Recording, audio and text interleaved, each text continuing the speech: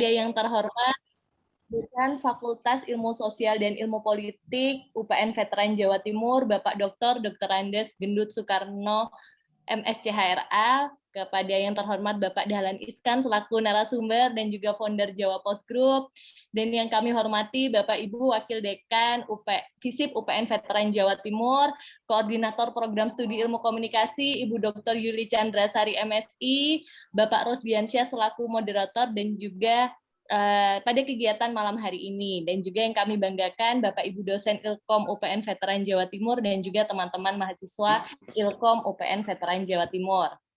Baik Bapak Ibu dan teman-teman mahasiswa yang berbahagia, dengan mengucap puji syukur kepada Tuhan Yang Maha Esa karena pada malam hari ini kita bisa berkumpul bersama-sama meskipun masih melalui daring dalam keadaan yang sehat dan semangat. Selamat datang teman-teman kami ucapkan kepada dalam acara Bincang Media Masa Kini bersama Dahlan Iskan. Memasuki acara yang pertama, yaitu sambutan dan juga pembukaan yang akan disampaikan oleh Dekan Fakultas Ilmu Sosial dan Ilmu Politik. Mohon berkenan untuk membuka acara malam hari ini Bapak Gendut, dan kepada Bapak Dr. Andes Isi Gendut Soekarno MSCHRA kami persilahkan.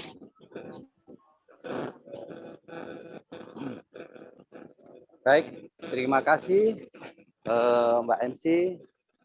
Assalamualaikum warahmatullahi wabarakatuh. Assalamualaikum warahmatullahi wabarakatuh. Selamat malam, salam sejahtera.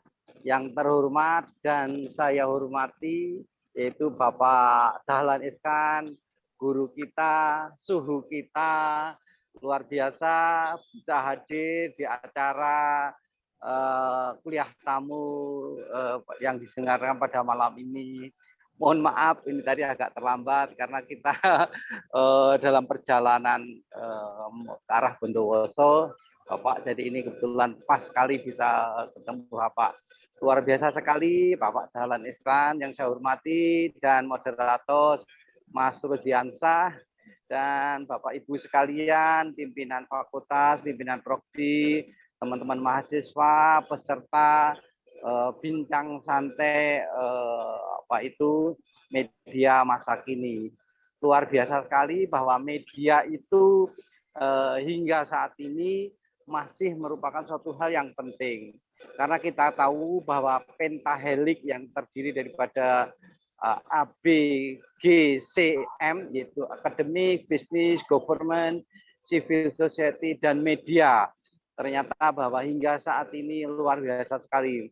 Dulu mungkin pernah kita prediksi dengan kemajuan teknologi, media itu akan bergeser. Itu mungkin yang media cetak. Namun luar biasa sekali, literasi semuanya sudah dengan digitalisasi. Sehingga media tidak pernah ditelan zaman.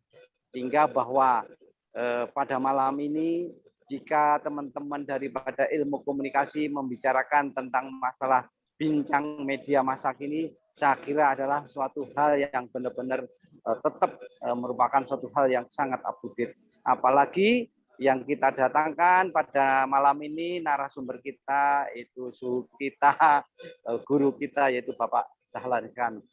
Saya mengucapkan banyak terima kasih Bapak atas kehadirannya pada malam ini, bisa memberikan knowledge transfer, knowledge sharing kepada adik-adik kita. Saya mengucapkan banyak terima kasih kepada Bapak Dahlan Iskan dan moderator Mas Rudiansah dan Bapak Ibu sekalian yang sudah hadir ini. Pesan kami, jangan meninggalkan satu detik pun itu dari layar monitor laptop maupun HP. Ikuti acara ini karena ini luar biasa sekali. Belum tentu kita bisa ketemu walaupun lewat media maya ini. Sekian saya ucapkan banyak terima kasih, dan jika dalam kegiatan malam ini, kuliah tamu bincang santai ini terdapat pelayanan yang kurang bagus, saya mengucapkan mohon maaf yang sebesar-besarnya. Dengan mengucapkan Bismillahirrahmanirrahim, maka bincang media masa kini secara resmi saya nyatakan dibuka. Dok. Demikian, bila taufik wa hidayah. Wassalamualaikum warahmatullahi wabarakatuh. Waalaikumsalam Waalaikumsalam warahmatullahi wabarakatuh. wabarakatuh. Bapak Gendut atas arahannya untuk kita semua. Alhamdulillahirabbil alamin. Dengan demikian telah resmi dibuka acara Bincang Media Masa Kini bersama Dahlan Iskan. Baik, memasuki acara berikutnya yang ini merupakan acara inti, yaitu paparan materi yang akan disampaikan oleh narasumber kita yang sangat hebat sekali, yang kita semua sudah tahu beliau kiprahnya seperti apa, ya ini Bapak Dahlan Iskan yang sudah bergabung melalui Zoom meeting bersama-sama dengan kita pada malam hari ini. Matur nuwun Bapak, sebuah kehormatan bagi kami bisa berkenan sharing dengan Bapak Dahlan Iskan. Namun sebelum memasuki sesi materi, kami undang untuk moderator kita pada malam hari ini yang nggak kalah kerennya juga, yaitu Bapak Rosdiansyah. Izin dulu Bapak, kami akan mengenalkan terlebih dahulu mengenai Bapak Rosdiansyah. Beliau merupakan researcher The Jawa Post Institute of Pro Autonomy atau GPIP. Betul nggih Bapak Rosdiansyah? Ya, benar. Ya. Beliau juga merupakan dosen praktisi di Ilmu Komunikasi UPN Veteran Jawa Timur. Kiprahnya sudah sangat panjang dan sangat hebat sekali, 20 tahun di bidang jurnalistik, mendapatkan gelar magister di Den Haag, dan juga karya bukunya sudah sangat banyak sekali. Jadi hari ini maupun moderatornya dan juga pembicaranya semua sangat hebat semuanya ya. Baik, tanpa perlu berlama-lama lagi, acara selanjutnya akan dipandu sepenuhnya oleh Bapak Rosdiansyah selaku moderator. Kepada Bapak Rosdiansyah kami persilahkan sepenuhnya. Mbak Dian, Siapa? saya mohon Pak Rosdiansyah tidak usah membacakan kurikulum vitae saya supaya hemat waktu, karena udahlah Dahlan Iskan gitu saja. Ya Bapak. Terima kasih. Monggo Bapak Rosdiansyah. Ya, sekedar prolog saja. Selamat datang. Saya biasanya memanggil Abah, gitu ya. Pak Dahlan Iskan ini memang betul tidak perlu kita bacakan kurikulum vitae beliau karena sangat panjang sekali gitu ya. Nah, pada kesempatan malam ini kita benar-benar merasa sangat senang Pak Dahlan bisa ikut bergabung dan ikut berbagi wawasan ya, pengalaman tentang bagaimana sampai beliau melihat perkembangan media massa saat ini. Apalagi Pak Dahlan juga tahun kemarin ya itu membuat satu media baru lagi ya, This Way, yang juga sudah sangat kita kenal juga. Nah, tanpa berpanjang-panjang kata, langsung saja saya serahkan ke Pak Dahlan untuk memberikan gambaran wawasan ya tentang bagaimana kita seharusnya melihat media massa saat ini. Silakan Pak Dahlan. Pak Rosdiansyah, saya sebetulnya kangen, lama nggak ketemu. Pak Rosdiansyah ini ngangen nih orangnya. Jadi mahasiswa komunikasi di UPN tentu bahagia sekali punya pembina namanya Pak Rosdiansyah. Ini menyenangkan dan ilmunya banyak, sehingga saya pun malam ini bangga dimoderatori oleh Pak Rosdiansyah.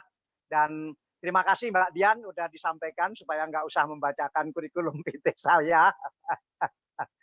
Pak Rosdiansyah, tentu Bapak juga sangat tahu bahwa problem utama media massa sekarang ini adalah problem kepercayaan. Saya terus terang dulu pernah berpendapat, dan Pak Rosdiansyah juga tahu, bahwa saya adalah orang yang sangat optimistis bahwa koran itu tidak akan mati, media koran itu tidak akan mati. Karena zaman dulu ketika baru ada koran, kemudian muncul radio dan diperkirakan koran akan mati, ternyata koran tidak mati. Kemudian ketika muncul televisi, diperkirakan koran dan radio akan mati. Bagaimana radio bisa hidup? Wong televisi itu lengkap, ada suaranya, ada gambarnya. Di mana radio punya hak hidup? Nggak ada. Maka ternyata koran tetap hidup, radio juga tetap hidup. Ketika di zaman internet, semua menganggap semua akan mati. Ternyata juga tetap hidup. Itu pendapat saya dulu. Kira-kira 10 tahun yang lalu, sampai 5 tahun yang lalu pun mungkin saya masih berpendapat seperti itu. Tetapi 2 bulan yang lalu, nggak sampai, sebulan yang lalu, saya menghadiri paparan di Jakarta mengenai hasil riset yang diselenggarakan oleh Dewan Pers. Dewan Pers adalah lembaga tertinggi di pers yang diakui oleh undang-undang di Indonesia. Hasil penelitiannya sangat bagus dan saya percaya sekali dengan penelitian itu. Yang intinya adalah akan membuat saya harus mengoreksi pendapat saya. Yang koran tidak akan mati itu. Saya harus mempertimbangkan kembali pendapat itu. Kenapa? Karena hasil penelitian mengatakan respondennya cukup valid, semuanya cukup valid, pelaksananya cukup valid. Hasil penelitian mengatakan bahwa kepercayaan masyarakat kepada koran itu ternyata sama dengan kepercayaan masyarakat terhadap online. Ini betul-betul mengagetkan saya. Berapa tingkat kepercayaan itu? Yaitu 46%. Jadi nggak sampai 50%.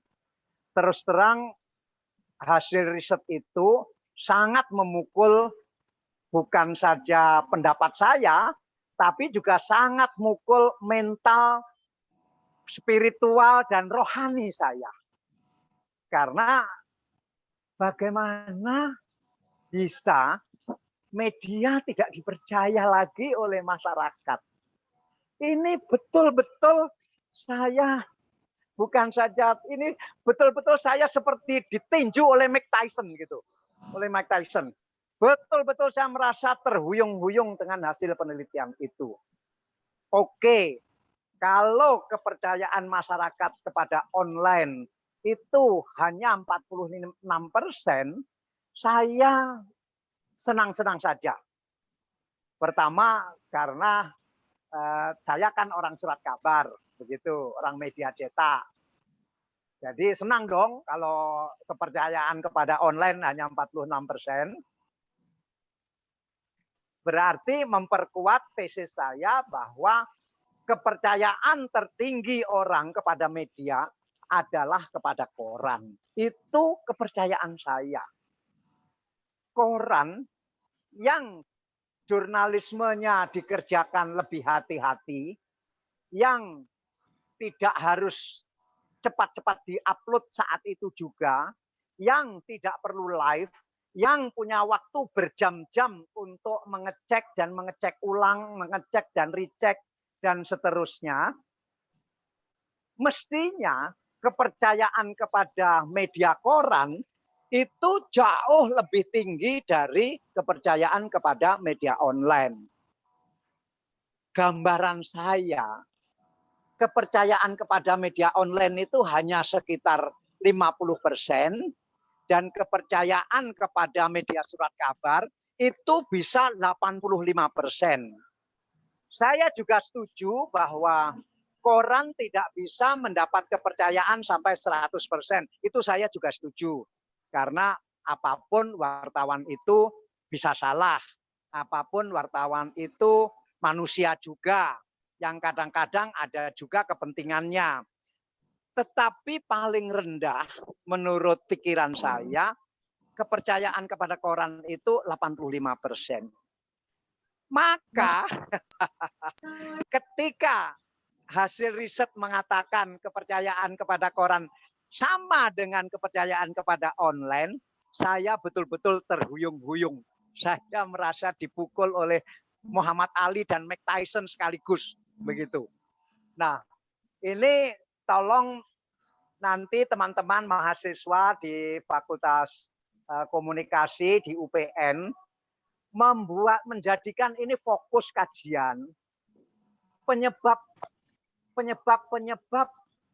kecilnya kepercayaan masyarakat kepada media dan terutama kepada media surat kabar. Ini sebetulnya salah siapa? ini salah siapa? Tentu saya juga tidak mau menyalahkan siapa-siapa. Dalam hal media online, saya menganggap kalau kepercayaan itu tidak tinggi, wajar saja. Karena media online itu mau cepat. Kejadian sekarang ini, ya sekarang ini juga diupload. Tidak perlu ada konfirmasi, tidak perlu ada recheck, diupload. Nanti kan asumsinya perbaikannya bisa dilakukan 10 menit kemudian atau 5 menit kemudian. Dan follow up news-nya juga bisa dilakukan beberapa menit kemudian. Sehingga wajar kalau wartawan media online itu sangat terburu-buru, rebutan siapa yang duluan dan rebutan rating siapa yang kliknya terbanyak. Tapi bahwa akhirnya media surat kabar juga memperoleh kepercayaan yang begitu rendah, ini betul-betul orang surat kabar harus mawas diri. Mengapa begitu? Apakah karena wartawan surat kabar juga sudah ketularan budaya wartawan online? Apakah wartawan surat kabar sudah begitu malasnya karena terbentuk iklim? Kan kalau di lapangan kan wartawan surat kabar kan kalau meliput kan sama-sama juga dengan wartawan online. Jangan-jangan budaya wartawan online ini sudah menular kepada wartawan surat kabar juga. Padahal seharusnya wartawan surat kabar harus tahu diri bahwa saya ini surat kabar. Bahwa surat kabar harus bisa menjadi yang sejak dulu saya istilahkan clearing house informasi, clearing house informasi. Jadi kalau orang membaca media online begini, yang ini begitu, yang ini begitu, harapan saya orang akan mengatakan begini, oh kita tunggu yang benar seperti apa di surat kabar besok pagi. Gitu. Harapan saya. Itu yang saya istilahkan surat kabar sebagai clearing house informasi atau clearing house berita. Tetapi rupanya surat kabar juga tidak bisa memerankan diri sebagai clearing house informasi. Rupanya wartawan surat kabar sudah ketularan juga budaya wartawan online. Mungkin karena kerja bersama-sama, mungkin karena saling mengenal, saling copy berita, mungkin juga karena surat kabar sendiri juga mengembangkan media online. Sehingga budaya wartawan surat kabar yang murni kelihatannya juga sudah tidak ada karena surat kabar sendiri juga mewajibkan wartawannya untuk menulis juga di media online milik surat kabar itu. Itu Pak Nurdiansyah tesis saya yang terbaru, yang fresh, yang baru di UPN ini saya ungkapkan secara kepada teman-teman mahasiswa dengan harapan bisa dikaji, bisa didalami, bisa diriset dan bisa jadi kajian seluruh mahasiswa mengapa kepercayaan masyarakat begitu rendah, bahkan lebih baik lagi kalau risetnya sampai kepada apa bahayanya bagi negara ini, apa bahaya bagi negara ini kalau kepercayaan rakyatnya kepada media begitu rendah. Pasti ini bahaya. Nah, apa bahayanya? Pak Nurdiansyah, saya kira itu dari saya, meskipun singkat, tapi saya sudah coba untuk menyajikan daging-dagingnya semua, tidak saya campuri tulang, tidak saya campuri kulit, tidak saya campuri jeroan, sehingga meskipun ini singkat, semuanya daging, dan mudah-mudahan bisa di follow up di Fakultas Komunikasi di UPN. Terima kasih Pak Nurdiansyah, terima kasih Mbak Dian, dan Pak Dekan, terima kasih Pak Dekan. Dan Pak Dekan kelihatan lebih seger dan meskipun namanya gendut rasanya tidak terlalu gendut juga lah. Ya. Baik. Terima kasih. Terima kasih. Ya, Pak Dalan, kita masih bisa berdialog ya. Masih Oke, bisa. Terima kasih. Silakan. Ya. Tadi soal kepercayaan ya, soal kepercayaan, terus kemudian yang saya catat adalah diharapkan semestinya 85%, tapi kenyataan hanya 46%, begitu ya. Terus kemudian ada kebiasaan dari wartawan koran, wartawan cetak sekarang ini yang juga ditulari oleh kebiasaan wartawan online gitu ya. Terus kemudian yang ketiga adalah apa kira-kira dampak dari kepercayaan masyarakat terhadap media itu yang merosot gitu, yang akan terjadi seperti apa? Kira-kira ada 3 hal itu yang sempat saya catat. Monggo silakan kalau barangkali ada yang ingin bertanya langsung kepada Pak Dahlan. Pak Dahlan lagi waktu bergabung ini. Silakan Mas Syahrian ya. Mas Syahrian Naufal. Silakan. Benar Pak, terima kasih atas waktunya. Perkenalkan, nama saya Syahrian Naufal Farizi dari kelas komunikasi Masa F. Selamat malam Pak Dahlan. Semoga malam. Lagi di luar ya Pak? Ya, betul lagi di Jogja. Ya. Oh alah, di Jogja. Enggak Pak, kalau saya di ini Pak, dekat kantornya JTP Pak, di luar. Oh oke. Ya. Pak, saya ingin bertanya Pak, keterkaitan dengan pendapat Bapak terkait riset yang tadi ya Pak, terkaitan problem kepercayaan masyarakat di surat kabar. Apakah ada kemungkinan juga Pak bahwa ini dampak dari keterkaitan dengan permasalahan ini tuh kenapa kepercayaan masyarakat turun ini? Apakah juga ada dampaknya juga dari efek kepemilikan media Pak? Karena pada saat ini kan kita mengetahui ya Pak bahwa banyak sekali surat kabar yang dimiliki oleh konglomerasi media yang cukup beragam ya Pak. Kita bisa lah sebut sedikit lah dari Kompas Gramedia, MNC dan lain sebagainya. Apakah ini juga ada faktor-faktornya juga gitu Pak? Karena kan kalau saya lihat sendiri pribadi saya ingat kayak misalnya Sindo, saya kurang begitu percaya jujur saja karena untuk Sindo sendiri kan kadang-kadang ada dorongan politik lah ya, kita tahu sendiri dari zaman masih di Hanura sampai sekarang Perindo. Nah, apakah itu memungkinkan juga Pak? Karena kan masyarakat inginnya kan informasi, bukan ada selipan-selipan terselubung gitu loh Pak. Itu sih Pak dari saya sementara ini. Nanti saya akan tanya-tanya lagi kalau ada ada di pikiran saya lagi gitu pertanyaan lain. Sekian dari saya, terima kasih. Oke, baik. Syahrian ya. Pak ini bagaimana? Ini langsung kita langsung aja. Langsung Pak Nur, langsung Pak Rusdiansah ya, langsung. Silakan Pak Dahlan, monggo. Mas Rusdiansah, Mas Syahrian. Ya. Anda ganteng sekali ya. Anda ganteng sekali. Enggak Pak, masih biasa-biasa aja Pak. Anda ganteng, kacamata bagus, tatanan rambut bagus. Anda ini mahasiswa komunikasi yang pandai mengkomunikasikan diri kepada halayak. Begitu. Nah, biasa-biasa aja Pak. Aja. Meskipun ini pertanyaan Bung Syahrian, tapi sebetulnya saya bisa merasakan sebetulnya ini pendapat. Ini pendapatnya Bung Syahrian seperti itu. Dan saya setuju dengan pendapat itu. Setuju sekali dengan pendapat Bung Syahrian itu. Dan jadi kalau kemerosotan kepercayaan masyarakat kepada media itu ya salah medianya sendiri, salah korannya sendiri. Kenapa koran melacurkan diri untuk hal-hal seperti itu.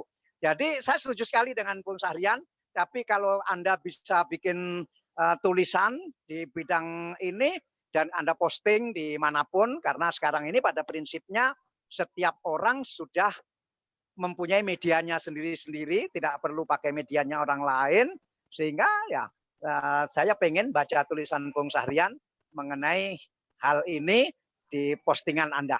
Ya, saya setuju sekali. Terima kasih. Ya, mungkinkah misalnya seperti Syahrian itu mengirimkan tulisan ke SWI? Sangat mungkin, ya, sangat mungkin, ya. Ya, Syahrian ya, saya tunggu tulisannya, ya. Makasih. Sebenarnya ini sih Pak, sebagai tambahan aja, saya sendiri juga bisa dibilang sebagai content writer. Saya punya, belum bisa dibilang media sendiri sih. Saya punya website, tapi fokusnya itu nggak di umum, fokusnya di budaya pop culture, fokusnya di Jepang. Jadi emang kalau misalnya untuk penulisan segala macam sebenarnya saya bisa. Cuma saya kalau tadi terkait dengan kepercayaan media, kepemilikan media itu saya masih belum bisa memahami lebih lanjut. Makanya kan saya ikut kuliah gitu, Pak. Oke, baik, Sarian. Baik, oke, ya. Langsung ke Mas Irwan. Silakan, Mas Irwan. Terima kasih kesempatannya. Saya Irwan Dwi Arianto, kebetulan dosen komunikasi. Saya kebetulan peneliti Big Data. Dalam beberapa penelitian saya terkait dengan media yang ada di media sosial, itu terdapat beberapa temuan Pak Dahlan. Antara lain bahwa karena media online itu ketika sharing di media sosial seringkali menggunakan judul-judul yang bombastis, sedangkan isinya itu tidak cocok dengan judulnya, sehingga yang sering kita kenal dengan istilah clickbait, akhirnya generasi milenial itu sekarang banyak yang tidak percaya dengan media online, sehingga mereka menjadi lebih percaya kepada teman-teman sebayanya. Ini yang menjadikan persoalan bagi perkembangan berita saat ini, terutama di era digital. Sehingga kepercayaan milenial, padahal kita nanti di tahun 2030 itu akan bonus demografi ya. Nah, ini kan kalau milenialnya sudah sangat tidak percaya dengan berita online karena terlalu clickbait itu tadi, maka akan menurunkan tingkat kepercayaan secara umum. Terima kasih Pak Dahlan. Ngapun. Saya hebat sekali Pak Irwan. Saya pengen sekali sebetulnya Pak Irwan bicara lebih panjang karena itu penting sekali, dan kalau apa yang ditemukan Pak Irwan ini kita proyeksikan dengan ilmu statistik, maka saya melihat bahaya ke depan ini luar biasa terhadap ketidakpercayaan informasi itu. Nah, tentu akibat jangka pendeknya bahwa media akan mengalami kesulitan karena tidak dipercaya, tapi dampak berikutnya lagi adalah akan terbentuk generasi baru yang tidak percaya kepada media. Dan proyeksinya bagaimana? Apakah akan ada jenis media yang berbeda sekali? Apakah TikTok akan menjadi sumber berita utama? Apakah apa? Itu saya akan bangga sekali kalau Pak Irwan meneruskan penelitiannya tadi terhadap bentuk-bentuk media kira-kira 15 tahun yang akan datang berdasar dengan temuan-temuan Pak Irwan yang ada sekarang. Itu penting sekali Pak temuan itu. Saya terima kasih sekali Pak Irwan melakukan penelitian di bidang itu. Terima kasih. Ya. Terima kasih Pak Dahlan. Ya, terima kasih Pak Irwan. Langsung ke Pak Diki ya, Mas Diki atau Pak Diki. Silakan. Oh iya, terima kasih Pak Moderator. Maaf ini nggak bisa on cam karena keterbatasan sinyal internet. Saya ini nyebrang dari Malang ke Surabaya, Pak, dari UB, Ilmu Komunikasi UB. Lebih mau sharing sih ke Pak Dahlan. Kan kita tahu kan Pak Dahlan, media online sekarang itu semacam tempat buang hajat orang-orang. Apalagi kalau sudah berbicara politik, itu ruang publik kita itu tempat buang hajat semacam itu. Dan itu yang disebut Manuel Castells sebagai outreach kayak itu, kebiadaban informasi.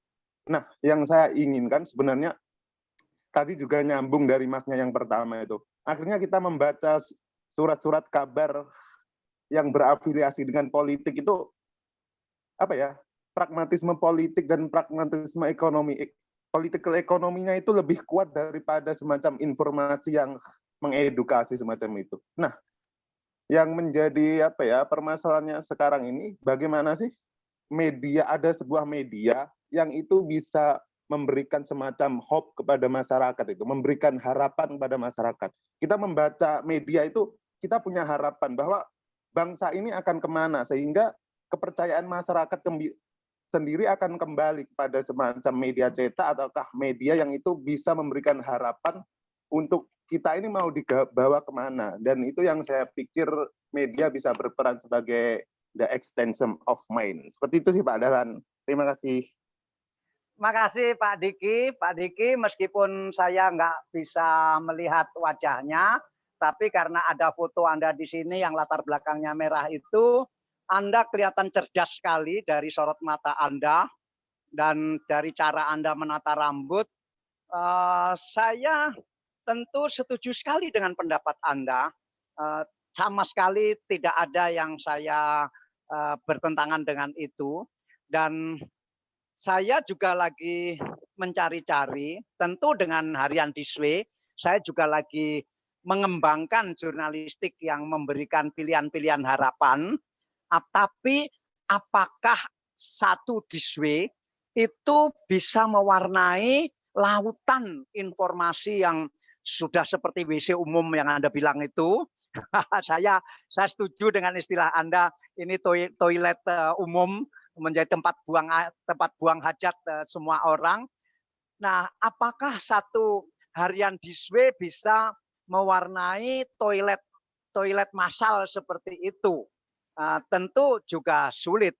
Saya ingat pendapat anak saya, Asrul Ananda, bahwa media ke depan itu kelihatannya lebih akan bertumpu kepada perorangan, bukan lagi yayasan, bukan lagi media yang di bawah PT, bukan lagi media yang di bawah konglomerat, bukan lagi media yang dikerjakan oleh wartawan banyak karena belum tentu itu satu koordinasi, tetapi media yang dipercaya ke depan adalah media yang dikerjakan, dimiliki, ditekuni oleh seseorang, yang seseorang itu sudah punya reputasi, sudah punya karakter, sudah punya nama, sudah punya apapun yang terkait hal-hal yang baik, begitu.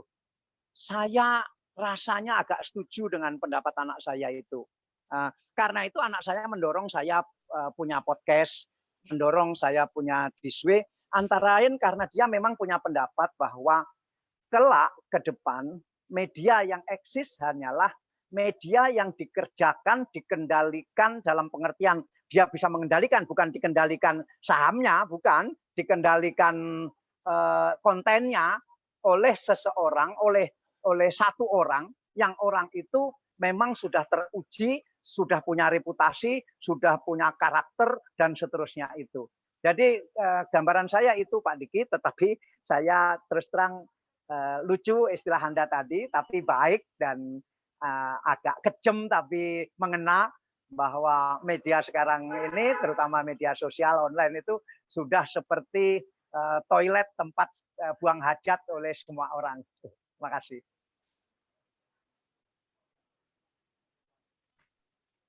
Silakan. Aduh, aku minta maaf ya, bateraiku habis ya. Iya. Ya. Pak Dahlan, masih ada beberapa penanya lagi, nggak apa-apa ya? Ya, Kita kalau lanjut, nanti ya. tiba-tiba putus berarti habis ya. Oke. Baik, Ya. Nabil, silakan. Nabil, Ya. mungkin ada yang mau ditanyakan langsung ke Pak Dahlan. Ya. Silakan Nabil. Ya. Singkat Ya, saja. selamat malam Pak Rusdi. Jadi ini mungkin lebih ke hipotesis saya Pak. Ya Pak ya, daripada pertanyaan. Jadi Anda mahasiswa? Anda mahasiswa? J Pak. Ya. Di UPN. Di UPN. Ya. Saya dari anaknya Bu Rozi, Komas, komunikasi massa. Ya. Jadi menurut saya mungkin kepercayaan masyarakat menurun terkait media koran sendiri itu mungkin karena limitasi dari medianya sendiri, Pak. Jadi maksud saya itu koran kan membutuhkan kemampuan membaca yang baik gitu. Dan muatan informasinya mungkin terlalu banyak dibandingkan media online gitu, yang bisa mensimplifikasi informasi gitu, Pak. Gitu. Lalu yang kedua, mungkin media koran sendiri kurang dipercaya mungkin karena informasi yang disajikan kan telat, Pak. Biasanya kan 1 hari setelah kejadian itu terjadi. Ya. Sementara kayak media daring sama media televisi kan disajikannya kan bisa secara aktual dan real time. Ya itu saja sih Pak, hipotesis milik saya Pak. Matur nuwun nggih Pak. Baik, Bung Nabil. Dikembangkan lagi Bung Nabil ya. Saya sih juga setuju. Tetapi apakah itu faktor utama atau faktor pendukung? Mungkin baik juga kita lihat lebih lanjut, tapi saya setuju dengan tesis Anda itu, dengan ketemuan Anda itu. Makasih Bung Nabil. Ya, baik. Berikutnya Mas Mukadar, silakan. Assalamualaikum Bapak. Perkenalkan, nama saya Fauzan Mukadar, selaku mahasiswa tua di Ilmu Komunikasi. Bentar. Mukadar, itu rambut Anda itu gaya apa namanya? Iya, bawaan dari Bapak, Pak. Tapi bagus loh. Dari tadi saya coba luncing, nggak bisa soalnya. Oke, terus. Pertanyaan saya itu mengenai berita-berita human interest, Bapak. Jadi selama ini di saat Indonesia itu mengalami bencana dan ya sering banget mengalami bencana, selalu ada berita-berita human interest yang muncul dari entah itu media digital, media online, dan bahkan media cetak ya. Mungkin kalau misalnya di media seperti televisi dan media online, berita-berita human interest ini dengan judul-judul yang bombastis seperti itu kan. Namun yang ingin saya tanyakan kepada Bapak, apabila di media cetak, seberapa penting sih berita human interest ini? Karena dari yang saya ketahui, berita human interest ini pun juga memiliki maksud untuk ya itu tadi, bagi masyarakat untuk apa ya istilahnya itu, biar bisa membaca itu ada keterikatan dengan berita tersebut, sehingga itu pun juga menjadi salah satu cara untuk menaikkan rating kalau misalnya di televisi seperti berita-berita human interest. Seperti kalau misalnya mengambil contoh bencana jatuhnya pesawat AirAsia kemarin, yang selalu pesawat AirAsia atau Sriwijaya, ini pesawat yang jatuh kemarin Bapak, yang diliputkan pramugarinya atau bagaimana sang pilot tuh pintar mengaji dan lain sebagainya. Dan memang benar berita human interest ini memiliki banyak rating mengundang banyak rating seperti itu, Pak. Nah, bagi media cetak sendiri, apakah berita human interest ini sangat penting, dan apabila tidak, apakah berita human interest ini baik bagi jalannya dia di Indonesia khususnya atau tidak? Dan seharusnya kita harus seperti apa di saat apakah ini akan menjadi suatu komunikasi bencana atau seperti apa? Itu Pak yang bikin saya penasaran. Terima kasih. Ya, baik, Bung Mukadar. Saya bersedia kalau Pak Rusdiansyah atau Pak Dekan minta saya untuk kuliah umum di UPN khusus mengenai news value. Jadi apakah human interest itu baik atau tidak, disukai atau tidak, itu dalam jurnalisme itu nanti bahasannya berada di yang disebut penentuan news value atau nilai berita atau nilai cerita. Nah, saya senang saja Pak Rusdiansyah kalau suatu saat diundang untuk kuliah umum khusus mengenai news value, karena saya punya misi juga bahwa wartawan banyak yang mengabaikan sesuatu yang penting dengan cara menomorsatukan sesuatu yang menarik.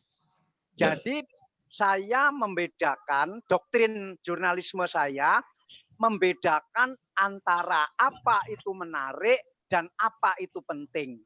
Tapi ini tidak bisa dibahas di sini karena memerlukan waktu yang agak panjang. Ya, makasih. Ya. Baik. Ya.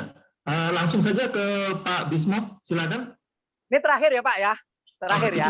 Ya, makasih. Ya. Baik, silakan Pak Bismo. Makasih Pak Dahlan. Kenalkan Pak Dahlan, saya keluarga besar UPN Pak. Saya bukan mahasiswa loh Pak. Ya. Boleh ya Pak.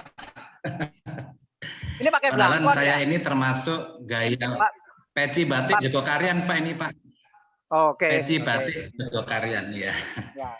Pak Dahlan, saya ini termasuk yang terinspirasi dengan gaya menulis Pak Dahlan yang pendek-pendek itu Pak. Sehingga saya menyebutnya, gaya menulis saya itu tiki taka Pak. Yang pendek-pendek tapi orang jadi lebih mudah membaca dan memahami gaya bahasa seperti itu. Bahkan saya lihat sekarang Pak Dahlan itu kan di display juga makin pendek-pendek gitu Pak. Nah itu sebenarnya gaya seperti itu cocok Pak untuk koran masa kini ya Pak, karena kalau koran dengan gaya yang lama itu sekarang kita tuh kan endurance kita untuk membaca sebuah berita atau sebuah opini di media massa itu sekarang kan makin lemah ya Pak. Saya dulu tuh bisa berlangganan Tempo, Gatra, Jawa Pos, Kompas, Pak. Sekarang saya baca sebuah koran saja itu sudah cepat capek gitu Pak membacanya, sehingga saya melihat memang ada tren di kita bahwa kita ini berkembang dari reading culture menjadi watching culture Pak. Jadi kita tuh senang nonton daripada membaca sekarang ini, apalagi generasi-generasi muda yang memang lahir sudah ada internet, sudah ada YouTube dan sebagainya gitu Pak. Nah saya melihat, kebetulan saya juga bekerja di BUMN Pak, itu juga saya rasakan betul Pak bagaimana kami pernah berlangganan sampai 15 jenis koran Pak, sampai ada 5 jenis majalah. Sekarang pun kami sudah nggak langganan itu Pak, tinggal ada 4 media cetak, majalah udah nggak ada lagi Pak, sehingga itu pasti akan mempengaruhi bagaimana bisnisnya media-media cetak itu Pak ya. Nah ini saya rasa juga akan sangat mempengaruhi kebijakan media, sehingga mereka cenderung untuk masuk ke media online atau media digital ya Pak, yang lebih murah gitu ya Pak. Nah ini sudah sebagai sharing aja Pak, memang kami di BUMN sendiri sudah sangat kecil Pak, belanja kami di media itu sangat kecil Pak, sehingga ini pasti akan mempengaruhi performa atau bisnisnya media-media cetak itu Pak. Itu aja Pak sharing saya Pak Dahlan. Baik, Bapak kan Pak mantan Bismo. Menteri BUMN Pak ya. Baik Pak Bismo, baik terima kasih. Ya saya setuju pandangan Pak Bismo ini. Pak Rusdian, sampai di sini dulu ya, lain kali kita ketemu lagi. Tolong diskusi ini diteruskan. Saya lebih senang kalau diskusi ini diteruskan dengan Pak Rusdiansyah yang moderatori, terutama dengan topik kepercayaan tadi. Kalau bisa dibahas lebih mendalam, nanti saya pengen tahu hasilnya. Terima kasih. Pak Dekan, saya pamit Pak Dekan ya. Pak Dekan saya pamit ya. Terima kasih Abang. Ya, oke, terima kasih. Assalamualaikum. Sepertinya saya langsung kembalikan ke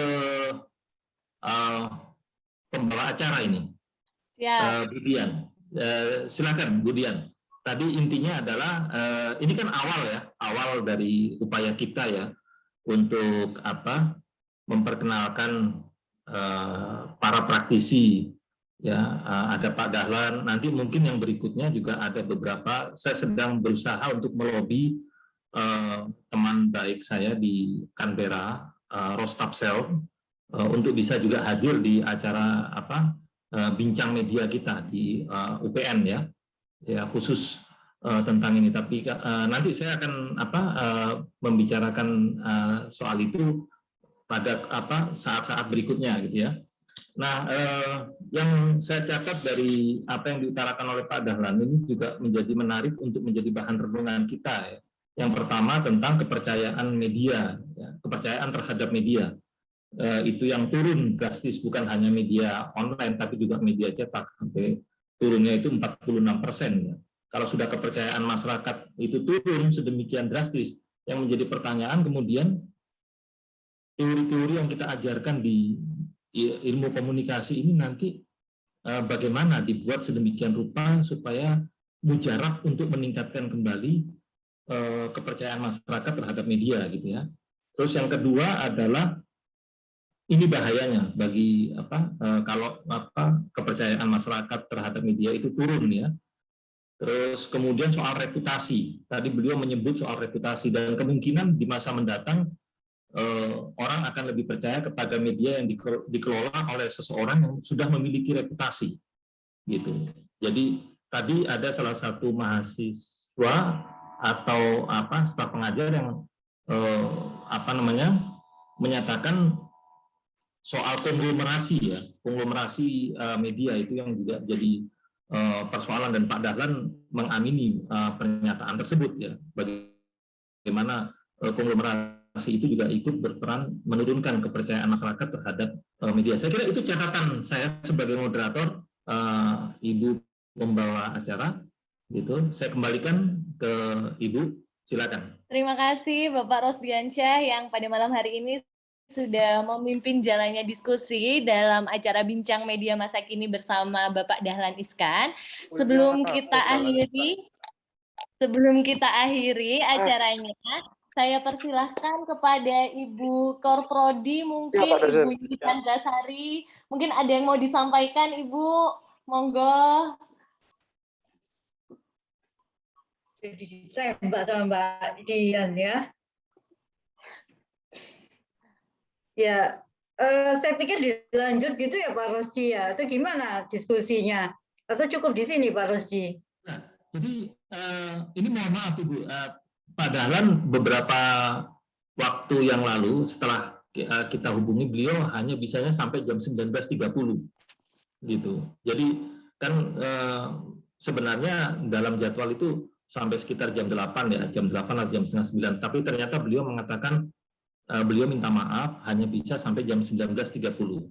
Dan kalau melihat bagaimana lalu lintas tadi pembicaraan antara beliau baik dengan staf pengajar maupun dengan para mahasiswa, saya kira memang ada poin-poin penting yang beliau sebut sebagai daging itu tadi Bu. Ya, jadi soal hasil riset dari Dewan Pers itu Bu, itu yang betul-betul memukul dunia media sekarang ini di Indonesia khususnya. Saya ingin suatu ketika nanti kita juga bisa berbincang dengan Profesor Nuh ya, Ketua Dewan Pers. Ya. Kebetulan saya juga mencoba untuk menghubungi beliau barangkali karena ini hasil riset dari Dewan Pers terkait soal turunnya kepercayaan masyarakat terhadap media. Jadi itu Ibu Yuli, saya mohon maaf betul karena Pak Dahlan hanya bisa sampai jam 19.30 ya Ibu Yuli. Gitu. Ya. Nggak apa-apa Pak, tapi sebetulnya diskusinya menarik di awali yang tadi. Kalau dilanjut saja dengan Pak Rosdi saja, saya pikir juga Pak Rosdi juga memiliki banyak materi yang cukup bagus gitu sebagai orang Jawa Pos tentunya ya, Pak Rosdi ya. Gimana Pak Rosdi? Jadi saya agak kekok juga Bu, kalau ketika ngobrol dengan Pak Dahlan ini karena biasanya kalau di kantor kan saya memanggil beliau Abah kan. Atau ada teman-teman yang memanggil beliau sebagai Pak Bos gitu kan. Nah itu biasanya keakraban dan biasanya Pak Dahlan juga sering kedatangan tamu di kediaman beliau di Sakura Regency dan kita ngobrol berbincang gitu tentang banyak tema, banyak topik ya, banyak topik ya, terutama apalagi kalau sudah berkaitan dengan topik media gitu ya. Dan perbincangan kita ini biasanya apakah di kantor atau pas waktu di kediaman beliau itu memang ya kadang-kadang pembicaraan yang bersifat informal gitu dan tidak ada yang mengutip kemudian dimuat di media massa gitu, nggak ada yang ini yang melakukan itu karena kita juga menghormati pendapat pribadi masing-masing dalam pertemuan informal tersebut, Ibu Yuli. Ya, baik Pak Rosdi, mungkin begini saya buka saja diskusi dengan Pak Rosdi karena banyak permintaan juga. Mungkin saya awali dengan beberapa pertanyaan begitu ya yang menyambung dari tadi. Kalau kita bicara tentang kredibilitas surat kabar saat ini, barangkali memang ada relevansinya dengan perkembangan media sosial ya Pak Rosdi ya.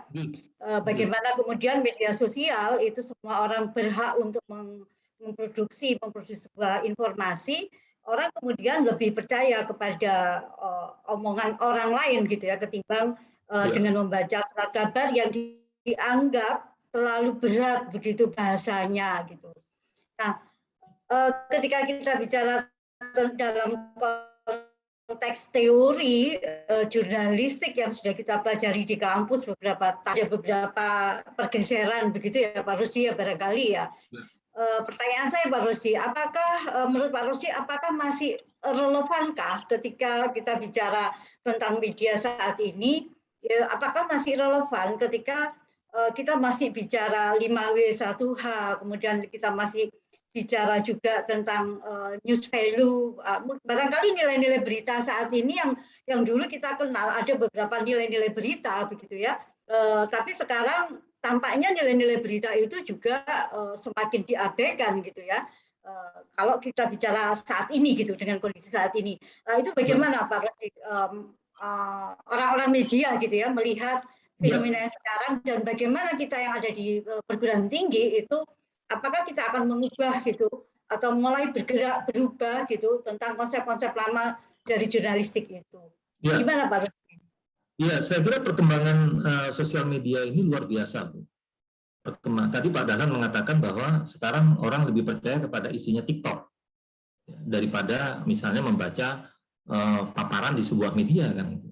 Nah, dari sini ada fenomena yang menarik bahwa apa yang diposting oleh seseorang itu menjadi lebih menarik untuk diikuti daripada membaca atau melihat, menyaksikan atau mendengarkan, ya, kalau dari radio kan kita mendengarkan ya media siaran, media penyiaran gitu.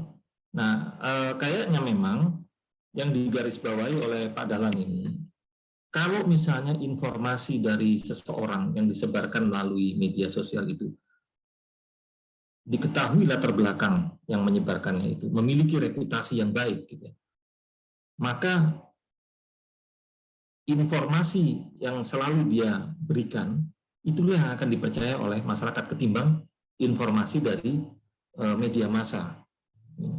Dalam beberapa kali penyampaian di perkuliahan di kelas virtual, di kelas maya gitu, ada juga diskusi-diskusi tentang persoalan ini, Bu.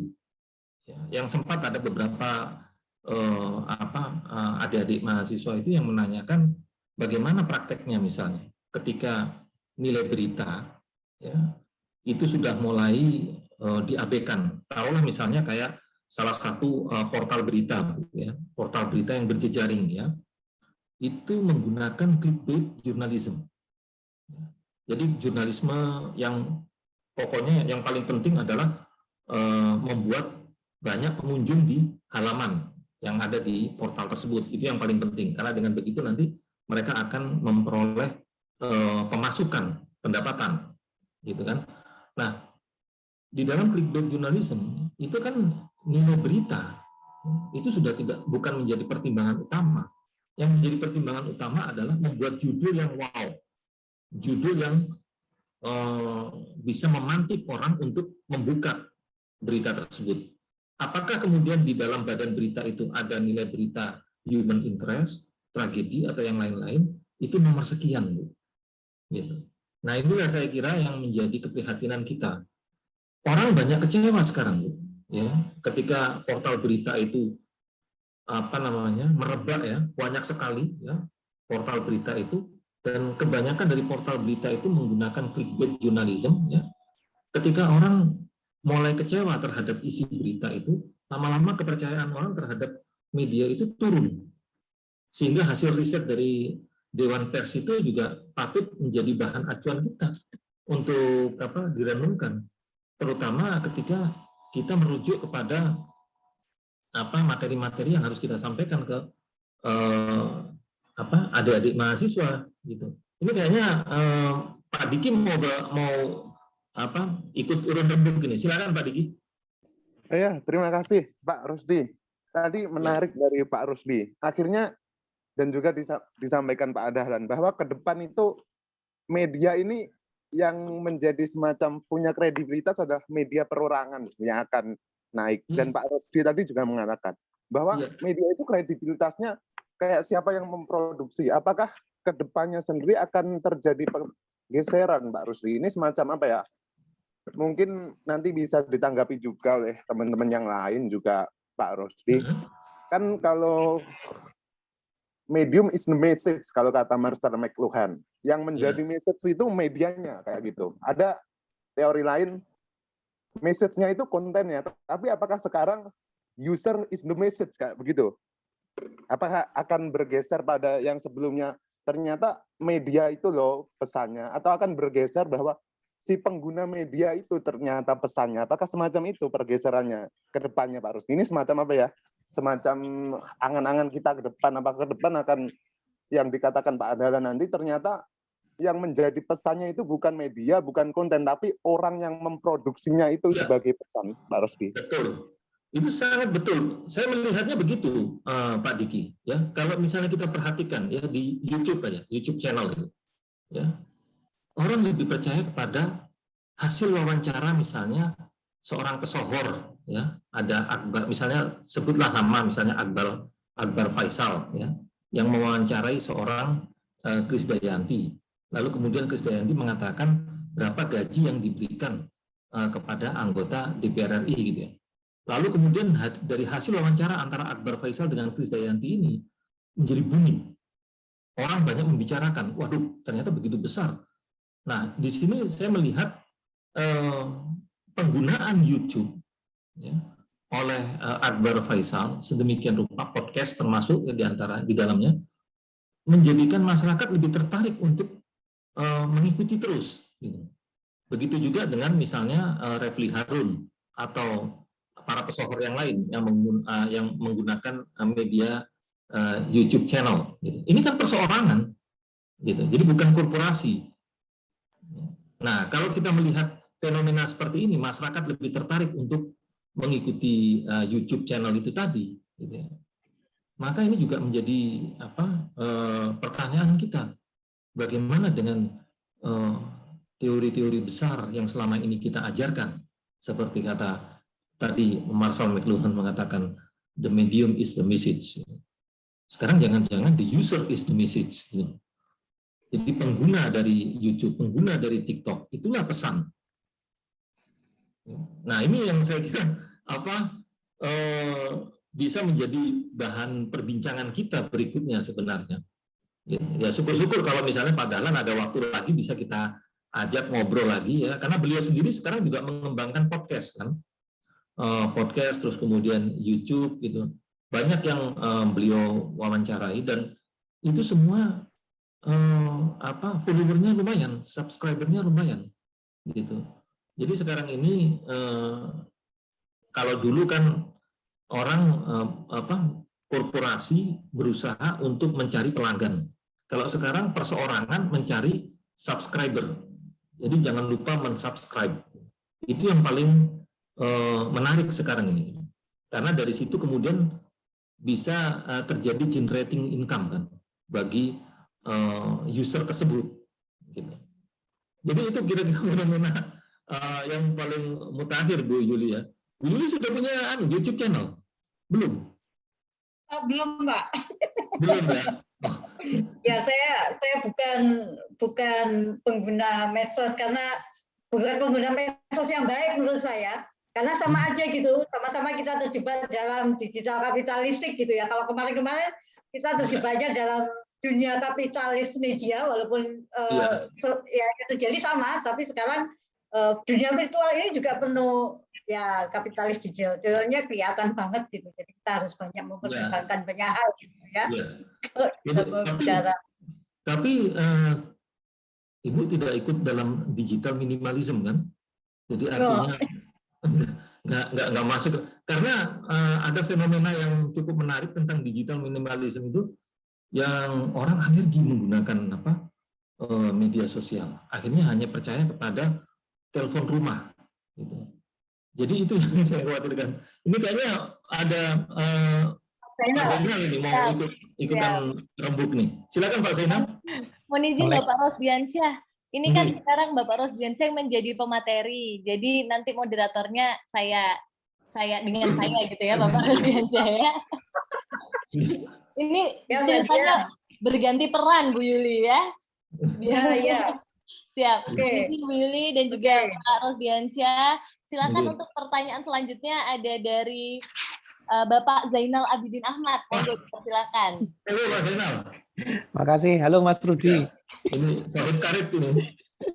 Enggak, saya itu kan ini agak terganggu soal sepertinya malam ini kok media online direndahin gitu ya, terus banyak jadiin tempat sampah. Mungkin teman-teman juga perlu mencari saya pernah membaca sih di Guardian, media-media besar itu ketika dia merasa uplahnya turun, media cetak itu, kemudian dia bermain online dengan nama yang berbeda. Dan justru mereka dapat income yang besar ketika dia memakai nama, kan bermuka dua juga kan, intinya kan kapital juga.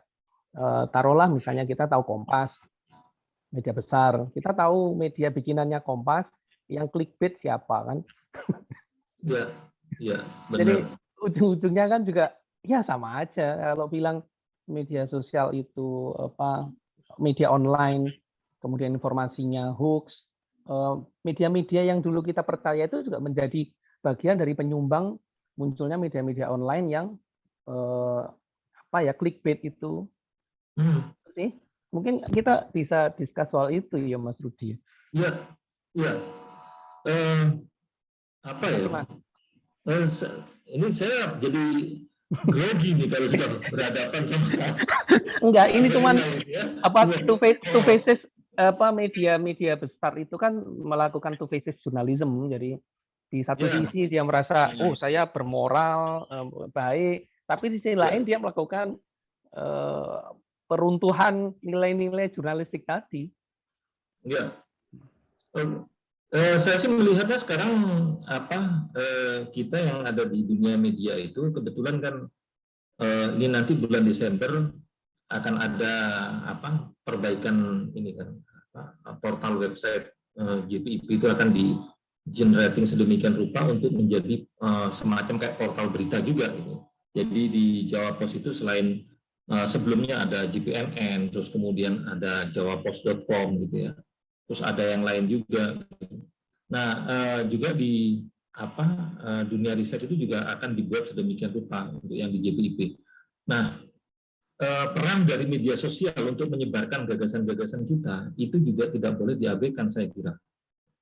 Saya sangat percaya bahwa kalau kita mengisi sebanyak-banyaknya media sosial itu dengan gagasan-gagasan kita, gitu ya, maka pelan-pelan kebiasaan yang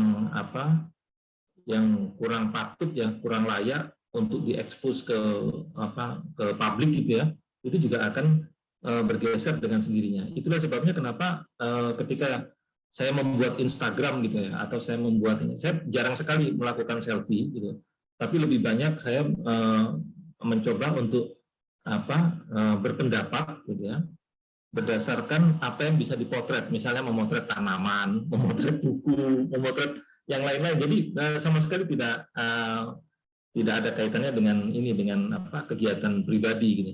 Nah, tapi kembali lagi kepada tujuan dari kita masing-masing menggunakan media sosial tersebut. Nah, ada beberapa orang yang secara jeli melihat kayak misalnya magician Deddy Corbuzier ya, itu yang berhasil menjadi YouTuber ya, luar biasa, dan beliau mampu mengundang orang, dan orang itu kalau sudah diwawancarai oleh Deddy Corbuzier itu bisa menjadi lebih somebody gitu, di ruang di ruang wawancara gitu ya. Jadi lebih terlihat lebih, karena wawancara kalau biasanya orang kalau dihadirkan ke studio televisi misalnya gitu ya, berdasar pengalaman saya ketika mewawancarai seseorang narasumber yang didatangkan ke studio televisi, itu masih ada rasa grogi, rasa kepo, rasa was-was, karena sudah berpikiran ini akan dilihat oleh banyak orang. Oleh karena itu ketika berbicara, ketika ngomong, ketika menyampaikan sesuatu harus hati-hati betul, apalagi di studio televisi ya. Nah, tapi ketika diundang, ada seorang pesohor diundang misalnya oleh Deddy Corbuzier ya, suasananya itu bisa lebih santai, cepat sekali santai. Jadi tidak perlu pakai dengan menggunakan cara seperti kayak narasumber yang akan dibawa ke dalam ruang studio itu biasanya dikondisikan lebih dulu agar ketika masuk ke dalam ruang studio televisi itu tidak kelihatan grogi, tidak kelihatan kiku gitu ya. Tapi kalau diundang langsung masuk ke studio podcast atau studio yang dirancang sedemikian rupa untuk diunggah langsung ke YouTube, mereka kelihatan santai, sangat alami. Gitu. Nah ini mungkin nilai tambah media sosial yang dikelola oleh pribadi-pribadi yang tentunya sudah punya reputasi. Gitu. Ini kayaknya ada Mas Randy ini mau ikutan ngobrol ini. Silakan Mas Randy. Ya Pak, terima kasih kesempatannya. Ya, selamat malam Bapak. Assalamualaikum warahmatullahi wabarakatuh. Ya, perkenalkan nama saya Randy, mahasiswa Ilmu Komunikasi. Menanggapi tentang perbincangan Bapak barusan cukup menarik ya Pak. Maksudnya kehadiran podcast masa kini itu seperti yang Bapak bilang tadi, seorang magician yang akhirnya membuka podcast seperti itu dengan mengundang bintang tamu yang ya lumayan tersohor juga gitu kan. Pada akhirnya membuka pikiran kita bahwa seperti yang tadi disampaikan bahwa mungkin bukan cuma media is the message, tapi sekarang user is the message gitu. Melihat kayak misalkan podcast tadi itu ya, di mana bahwa yang sekarang lagi tren itu adalah kebebasan berpendapat, di mana kebebasan berpendapat sendiri yang mencakup tentang berita atau news value tadi itu, berita itu bisa didapatkan kalau misalkan keaslian berita itu sendiri didapatkan kalau misalkan ada kebebasan berpendapat, di mana kalau misalkan di stasiun televisi atau di pada saat seseorang penting itu diwawancara di mana dia harus berhadapan dengan pers atau media, dia berbicara dengan cara menjaga attitude atau menjaga cara bicaranya. Tapi ketika itu dimasukkan ke dalam podcast, itu akan menjadi sumber keaslian berita yang menurut saya suatu hal yang menarik untuk diacarakan. Seperti yang tadi disampaikan oleh Bapak Dahlan, bahwa anaknya juga Hasrul Ananda juga ngasih tahu ke Pak Dahlan gitu kan, bahwa bikin podcast segala macam itu saya rasa juga cukup menarik ya Pak ya. Maksudnya seorang Pak Dahlan membuka podcast untuk nantinya membuka pikiran masyarakat mengenai pendapat seseorang mengenai pers ini tadi. Bagaimana tanggapan Bapak mengenai apa yang saya sampaikan barusan itu, Pak? Ya, bagus.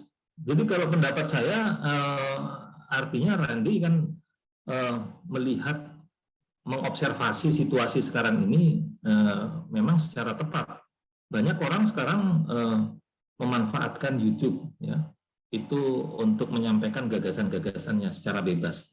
Nah, sebenarnya ya pada tahun 2015-2016 secara pribadi saya sudah melihat kecenderungan ya menggunakan media yang ada, media di luar dari media massa ya. Kalau media massa biasanya kan dimiliki oleh korporasi gitu ya, atau oleh pemerintah ya, atau oleh yayasan gitu ya. Nah, saya melihat kalau yang belakangan ya, sekitar tahun 2015-2016 itu ada kecenderungan pemanfaatan blog ya, WordPress, Blogspot. Ya, itu bisa disampaikan sedemikian rupa ya gagasan-gagasan kita secara bebas di sana.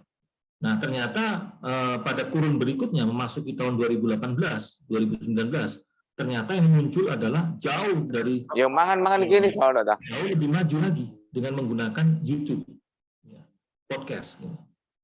Nah, tadinya media-media menggunakan podcast atau menggunakan jalur YouTube itu untuk mempromosikan apa yang mereka lakukan, hasil dari wawancara itu kemudian diunggah di channel. Tapi sekarang ya secara personal setiap orang bisa melakukan itu, sehingga kalau kita perhatikan ini menjadi saluran, kalau tadi dikatakan oleh siapa Pak Diki ya, Pak Diki atau siapa tadi yang mengatakan tempat buang hajat, toilet itu mungkin sarkastik sekali gitu ya, tapi ada mungkin sebagian besar pengguna dari media massa, pengguna dari media sosial itu memanfaatkan media sosial untuk hal-hal yang seperti itu. Tapi ada juga yang memanfaatkan media sosial untuk menyebarkan gagasan-gagasannya.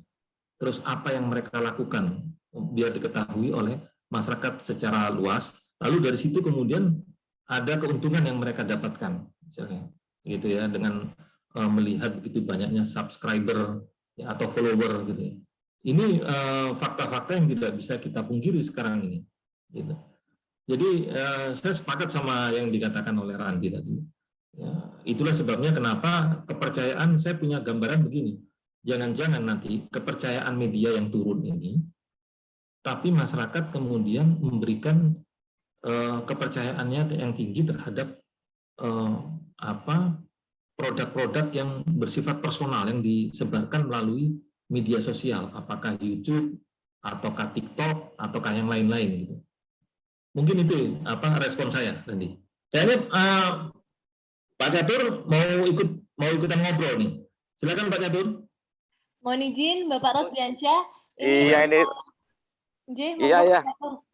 Saya ini lagi maaf Pak Rusdi, lagi nyampe hotel. Tapi menarik sebenarnya kalau mau ini Pak Rusdi, saya dan teman-teman. Iya, ini Pak Rusdi memang sebenarnya media cetak, media, pokoknya media mainstream ya, mulai televisi, radio, surat kabar itu sebenarnya tidaklah mati ya, tapi justru berkembang ya. Dengan konvergensi media, dengan media-media online justru semakin berkembang lah ya. Cuma gini Pak Rusdi, yang penting adalah bagaimana cara edukasi kita ya terhadap masyarakat ini, karena kan semua masyarakat ini kan menjadi produsen ya, menjadi konten. Ya cuma kalau wartawan ini kan dibekali kode etik, kemudian dibekali apa lagi Pak Rusdi ya. Nah, warga ini kan enggak pernah dibekali seperti itu, langsung upload, tidak mengecek kebenaran, lah itu. Nah, ke depan itu enaknya seperti apa Pak Rusdi kalau kita edukasi warga itu menjadi jurnalis-jurnalis kayak ya kontributor gitulah ya, yang biar memberikan informasi yang betul-betul berkualitas gitu ya. Jadi gitu. Apakah ada program kita itu edukasi, karena kelihatannya nanti itu semua orang bisa jadi wartawan Pak Rusdi. Nah itu. Nah, cuma kita itu perlu edukasi, biarkan mereka itu jadi wartawan yang profesional gitu. Mungkin nanti suatu saat kita akan program pengabdian edukasi gitu, Pak Rusdi. Itu. Mungkin saya nggak kurang paham bagaimana cara edukasi masyarakat sipil ini menjadi jurnalis-jurnalis yang handal gitu, yang bisa kita andalkan gitu Pak Rusdi. Terima kasih. Mohon maaf Pak Rusdi, ini lagi di Bondowoso ya. Mohon maaf. Hati-hati di jalan. Menarik tapi Iya.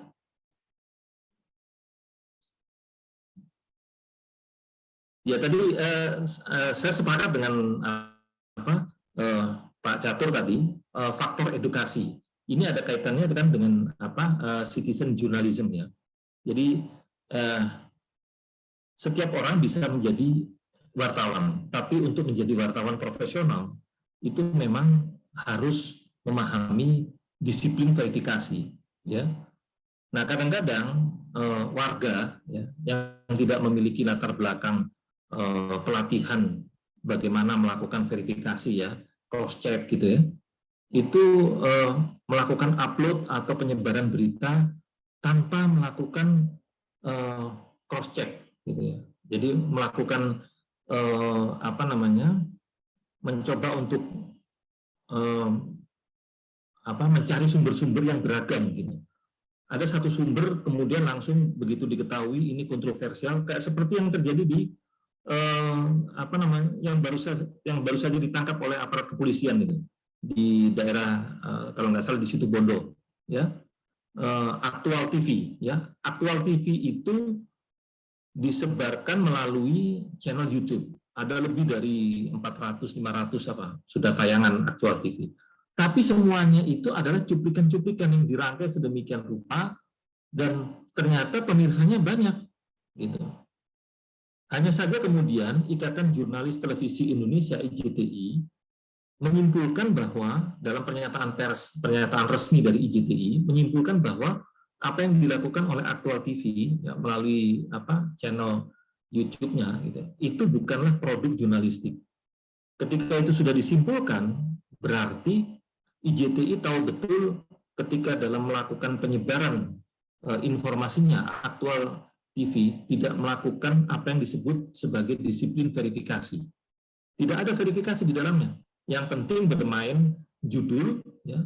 Selalu ada kata, kalau Pak Dahlan tadi kita bisa tanyakan, kita bisa singgung bagaimana dengan fenomena Aktual TV gitu ya. Selalu ada kata-kata tertentu, kata-kata kunci yang memantik perhatian, memantik orang untuk menonton gitu ya. Misalnya kata gawat, bahaya gitu.